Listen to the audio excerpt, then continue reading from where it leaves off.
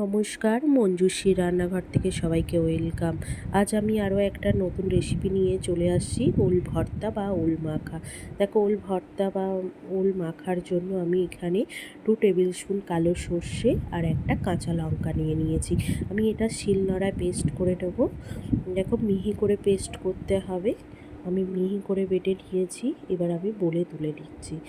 ওলটা যদি খুব ভালো হয় আপনারা ভাতের সঙ্গে সেদ্ধ করে নেবেন, তাহলে তার দ্বিগুণ স্বাদ বাড়িয়ে দেয়। আর যদি সেদ্ধ হতে সময় লাগে, আপনারা প্রেশার কুকারে 2 থেকে 3টে সিটি মেরে নেবেন।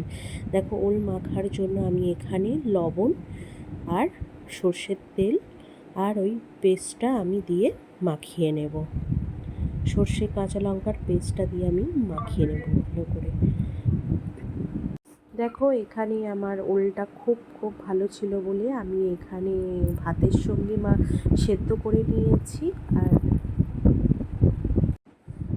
এবার আমি ওলটা মাখিয়ে নেব। ওল মাখাটা কেমন হয়েছে কমেন্ট করে জানাবেন, লাইক শেয়ার করতে ভুলবেন না। প্লিজ সাবস্ক্রাইব করে দেবেন মঞ্জুশ্রী রান্নাঘর চ্যানেলটিকে।